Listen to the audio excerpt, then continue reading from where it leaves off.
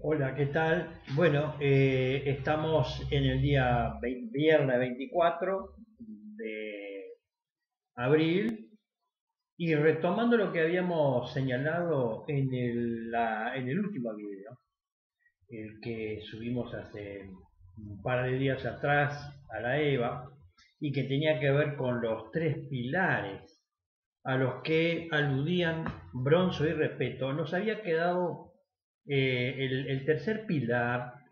¿Se acuerdan que había uno contributivo, el otro polo no contributivo? Y el tercer pilar que ellos refieren es el no contributivo, pero en los que incluyen las normativas, es decir, los marcos que informan y constituyen, digamos, las reglas de juego, básicamente de los dos otros polos, sobre todo del primer polo. O mejor dicho, aquí hablan del polo no contributivo, pero en realidad lo que están haciendo es una inferencia respecto a qué normas inciden en los otros dos polos, como ya veremos. Entonces, para decirlo claramente y obviamente ya aplicándolo a los casos que habíamos ido analizando, Argentina, Brasil y Uruguay, podemos decir que en el caso de Argentina, y sobre todo a partir del año 2003, cuando asume el kirchnerismo el gobierno, la gestión del Estado, allí los autores ponen especial énfasis en la regulación del mercado laboral. Dicho de otra manera, en la incorporación de la conciliación tripartita, la gestión tripartita, la negociación colectiva entre empresarios, trabajadores y el rol de mediación del Estado, del Poder Ejecutivo en este caso. Es decir, que allí hay la introducción de una forma de regular el mercado laboral, las relaciones de trabajo, que difería mucho de lo que había acontecido hasta el año 2002. Del mismo modo, también se instaura el Consejo Anual de Salario, que establece anualmente el salario mínimo nacional, en donde de alguna manera se constituía como un parámetro en relación a otros precios o a otros servicios o a otros sueldos, tanto sobre todo en el ámbito público como en el ámbito privado. La referencia al salario mínimo nacional para condicionar o determinar el piso por el cual o a partir del cual se debía negociar el resto de las retribuciones. Esto en Argentina. También ellos hacen alusión a los programas de capacitación laboral, los programas de empleo y sobre todo, reitero, en este caso las normas, ¿no? que regulaban y regulan todavía hoy en Argentina todos estos programas especiales de impulso al empleo protegido. En el caso de Brasil, ellos señalan el SUAS, que es el Sistema Único de Asistencia Social, que es el cuadro normativo, el marco normativo que establece, bueno, las condiciones de accesibilidad, los beneficiarios y los requisitos para ingresar a todo lo que es el sistema de asistencia social, precisamente a lo que refiere el polo no contributivo 1, digamos, ¿no? Por diferenciarlo de este polo no contributivo 2. Y allí también se establece el salario mínimo como parámetro para otras prestaciones y también hay programas de capacitación y empleo protegido. En el caso de Uruguay ya conocemos, ustedes conocen más o menos cómo fue la historia desde el año 2005 hasta el año pasado, o hasta ahora, digamos, que es la reintroducción de la negociación colectiva entre trabajadores, empleadores y el Estado, también como mediador. También hay que destacar la fijación del salario mínimo nacional, del mismo modo que en Argentina y en Brasil, y el desarrollo de un marco para la implementación de programas de trabajo protegido, de los cuales ya habíamos mencionado en el capítulo, en el video anterior, ¿verdad? Entonces, fíjense cómo hay cierta regularidad, ciertas similitudes en el encare de todo el sistema de protección social, tanto los dos polos, digamos, de carácter no contributivo, como el de carácter contributivo, que básicamente refiere al sistema de seguridad social, a los seguros sociales, a las pensiones. Ahora, ¿qué pasó en estos tres países? Y vamos a hacerlo rápidamente porque ya les anuncio que voy a subir en la EVA 2 o 3 artículos cortos, son textos cortos que no estaban incluidos en la bibliografía original del programa, pero que me parecen sumamente útiles y fundamentales porque actualizan mucha información que ya estaba en la bibliografía, es decir, hay informes de CEPAL sobre Brasil y Argentina, pero son informes muy exhaustivos, detallados, profundos, pero van hasta el 2012, en algunos casos un poco más.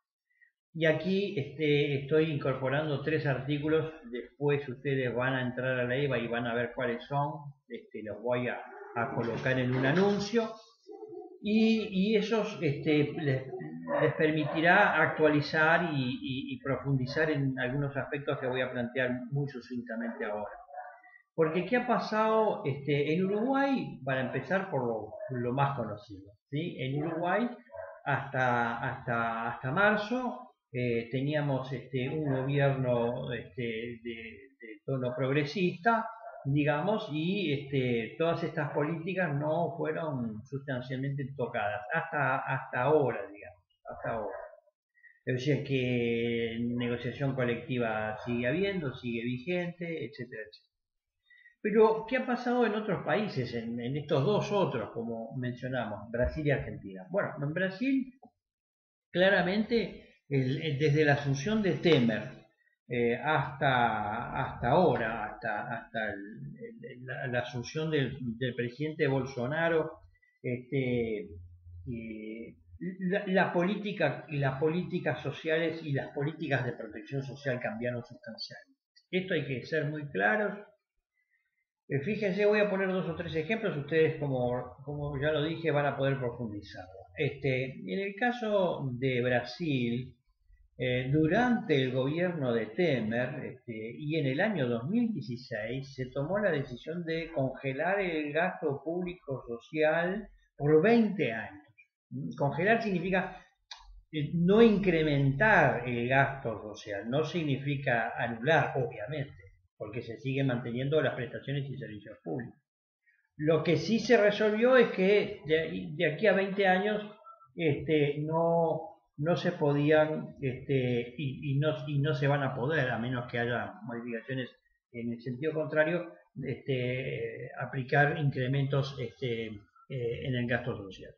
Pero además se procesó y se aprobó una reforma laboral regresiva. Yo voy a citar solamente 2 o 3 aspectos de esa reforma laboral del año 2017, que tiene que ver con la preeminencia de los contratos privados por encima de la legislación laboral. Fíjense, ¿no? Se privilegia, se jerarquizan los acuerdos entre empleador y empleado por encima de la legislación vigente, la legislación que había, digamos, consagrado los derechos de los trabajadores. Entre otras cosas, además, las vacaciones antes no se podía, ahora se pueden dividir en 3 periodos. Las jornadas laborales pueden ir hasta las 12 horas. Se autorizó a través de esta ley la jornada intermitente, la contribución sindical, es decir, la cotización sindical que hasta ese momento era obligatoria y equivalente a un día de salario al año, pasa a ser voluntaria. Es decir, un conjunto de medidas bien regresivas, se flexibilizan las condiciones de despido, se permite que las embarazadas trabajen en condiciones o en ambientes no del todo saludables siempre que tuvieran una autorización del médico o presenten un certificado médico, una cosa que es muy, muy, muy discutible, ¿verdad? La empresa podrá negociar las condiciones de trabajo por una comisión no sindical de representantes de los trabajadores, esto es, menoscabando la representatividad de las asociaciones laborales, de los sindicatos particularmente, e incluso permite tercerizar muchas más funciones que realizan las empresas, incluso no solamente las colaterales, sino las funciones principales de la empresa, ¿sí? O sea que incluso si una fábrica de plástico decidiera tercerizarse por completo en toda su cadena, lo podría hacer. Esta ley lo permite.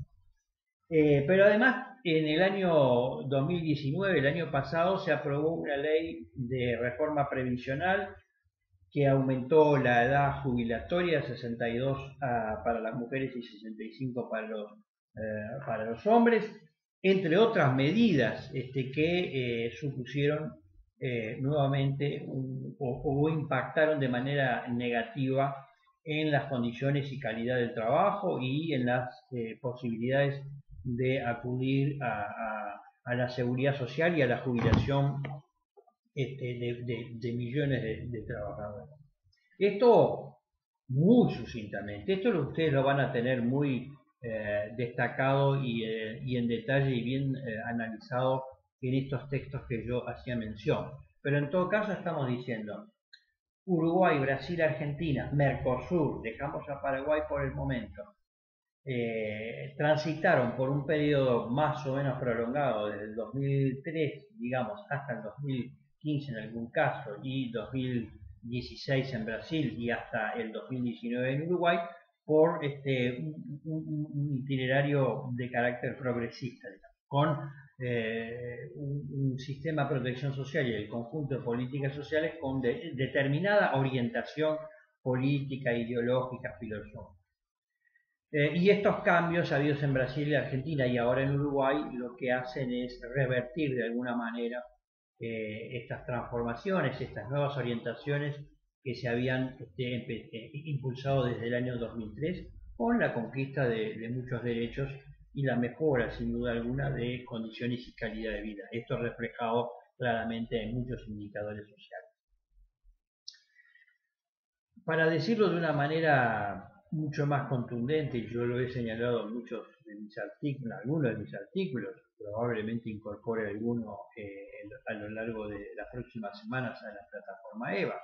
Estamos asistiendo a la restauración conservadora, que de alguna manera pretende nuevamente poner el foco en el mercado y colocar al Estado desde una posición mucho más minimalista o refractaria.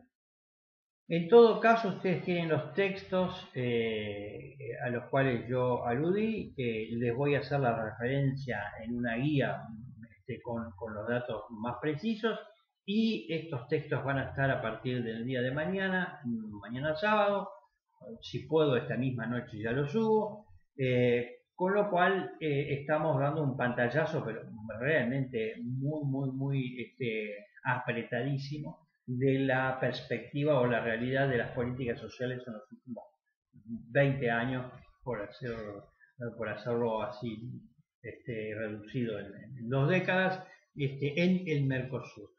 Reitero, vamos a dejar de lado a Paraguay por el momento, a lo mejor en la próxima entrega haga alguna mención sobre el caso paraguayo, que es peculiar, aunque no escapa obviamente a esta realidad de cambios en términos de orientaciones de los sistemas de protección social.